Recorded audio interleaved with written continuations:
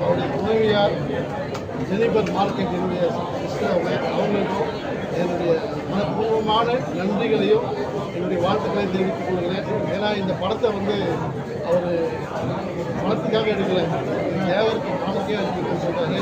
நிச்சயமாக இந்த திரைப்படம் மாபெரும் வெற்றியடையும். நீங்கள்லாம் தேவரை பற்றி தெரிஞ்சுக்கிட்டீங்க. உலகமே தேவர் ஜெயந்தியை நோக்கி தான் கொண்டாடிட்டு இருக்கு. உலக அரசியல் தலைவர்கள்லாம், இந்தியாவின் அரசியல் தலைவர்கள் எல்லாமே தேவர் ஜெயந்தி அன்றைக்கு தேவர் போய் ஆசீர்வாதம் வாங்கிட்டு வராங்க.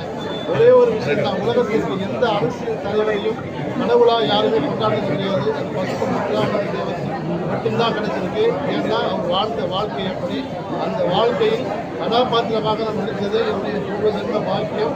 நான் ஒரு இஸ்லாமிய சமுதாயத்தில் பிறந்தவன். இஸ்லாமியனுடைய தாய்ப்பாளர் ஸ்ரீ ஐயா பசுப்பு முத்துராமலிங்க தேவர் வாழ்ந்ததுனால் எனக்குள் ஓடுவது இஸ்லாமிய ரத்தம், இஸ்லாமியர்கள் சகோதரர்கள் சொல்லியிருக்காங்க. அதனால எனக்கு பாக்கியம் கிடைச்சிருக்குன்னு நினைக்கிறேன். முக்கியமாக என்னுடைய இயக்குனர் அரவிந்த்ராஜ் அவர்களுக்கு இந்த சமயத்தில் என்னுடைய மனப்பூர்வமான நன்றிகளை வாழ்த்துக்களை தெரிவிச்சுக்கிறேன். இந்த படம் 3 வருடங்களாக நாங்கள் போராடி எடுத்து இன்றைக்கி தான் திரை முன்னால் பார்த்தோம். இந்த படத்தை நான் இன்றைக்கி தான் ஸ்க்ரீனில் பார்க்குறேன். ரொம்ப சந்தோஷமாக இருக்குது.